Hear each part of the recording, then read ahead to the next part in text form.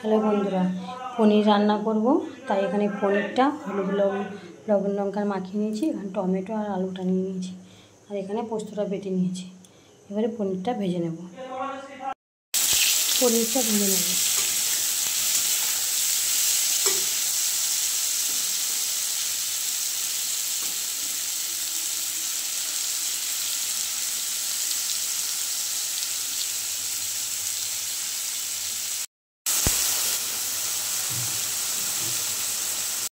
পনিরটা ভেজে তুলে নিয়েছি।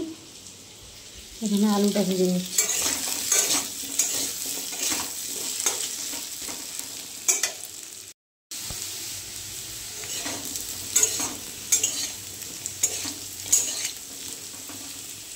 আলুটা ভাজা হয়ে গেছে, তুলে নেব।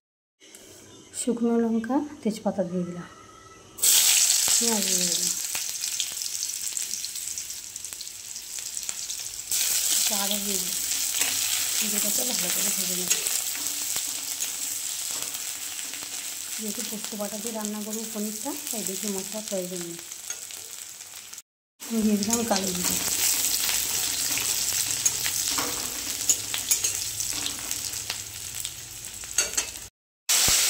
দিয়ে দিলাম হলুদ গুঁড়ো, অল্প একটু জল দিয়ে মশলাটা কষে নিচ্ছি। দিয়ে দেবো টমেটো,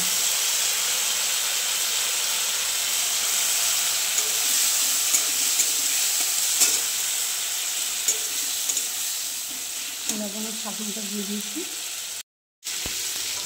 আলুটা একটু মশলার সঙ্গে কষে নেব।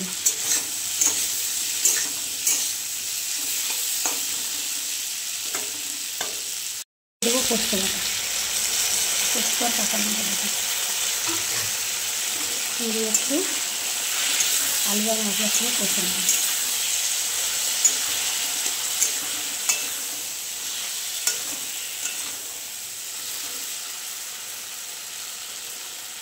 দেবো পনির, দিয়ে আর একটু দিয়ে নেব।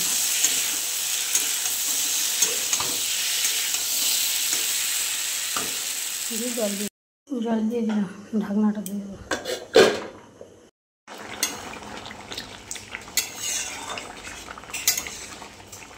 তরকারিটা হয়ে গেছে, একটু ঘি দিয়ে নামিয়ে নেব।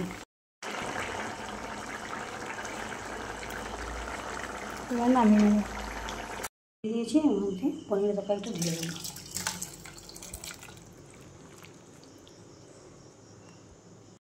পনিরের তরকারিটা আমার রেডি হয়ে গেছে। যদি পনিরের তরকারিটা আপনাদের ভালো লাগে তাহলে তার চ্যানেল সাবস্ক্রাইব করে দেবে। ফেসবুক থেকে দেখে থাকলে কমেন্ট করে পাশে দেবে।